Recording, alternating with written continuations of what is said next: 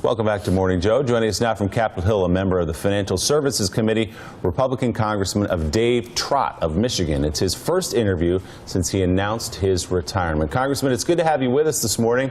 Why are you stepping away from Washington? Well, I want to spend more time with my family, and that's I spent 30 years in business traveling the country every week, and it'll be good to be home. And also, I think some of the gridlock has been frustrating, but that might be changing, which is encouraging.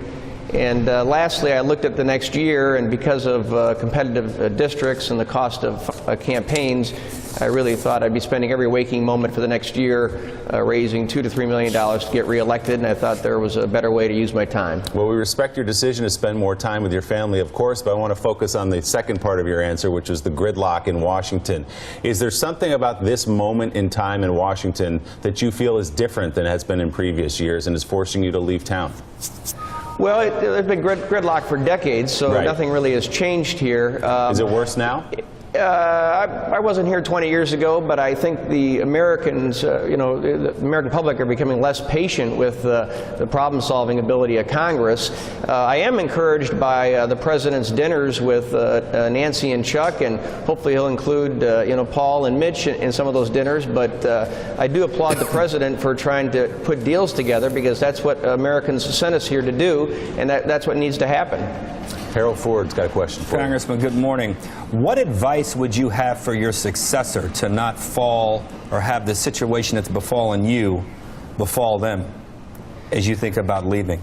Well, I think they need to come in with their eyes wide open. Again, this place has been dysfunctional for a long time, and it's not the President's fault, it's not the Speaker's fault, it's been that way for decades, and they need to understand that also it's not really a job, it's a way of life. It's morning, noon, and night, and I applaud and respect greatly the people that serve in Congress. They are a great, talented group of people who really are very dedicated, and most people don't realize how hard they work, and I know most people want to hear that because they hate Congress, but it's a wonderful group of people, very talented group, on both sides of the aisle. But it's morning and night as far as your commitment. Hey, Congressman, let me ask you about the deal that may have been struck last night. Right now, it's just the outlines of the deal, and but the President is tweeting this morning that it seems that he wants a deal for Dreamers, so they're not kicked out of the country. And in exchange for that, he wants tougher border security. Now, both of those issues are very popular with the American people. I know some in the base don't like the President talking about that, but would you support a bill that would allow Dreamers to stay in this country and at the same time toughen the border? Absolutely. I applaud the President. I've been critical of him in the past on a few issues, but this is exactly what the President should be doing. This is what Reagan did with Tip O'Neill. This is what Clinton did with Newt, and this is what we expect our President to do. And we've got to solve the DACA problem. We've got to secure our border.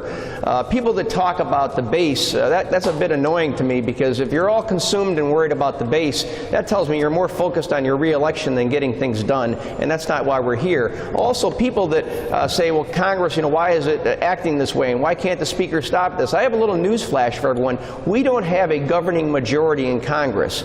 We don't have 218 reliable Republican votes in the House that the Speaker can count on, and we don't have 60 senators in the Senate. So the reality is, if we're going to get anything done, it's going to have to be on a bipartisan basis. And the good news about that is, if we do it on a bipartisan basis, the next president, if he or she's not a Republican, won't tear everything down and blow it up like we've had to do with President Obama, because everything there was partisan. So this is exactly what President Trump should be doing. I hope he continues inviting people up for dinner. Republican Congressman Dave Trott of Michigan, we appreciate you coming by to talk about it, stepping away from Congress, but you've still got some time. I'm sure we'll talk to you again. Thank you. Absolutely. Thank you for the invitation.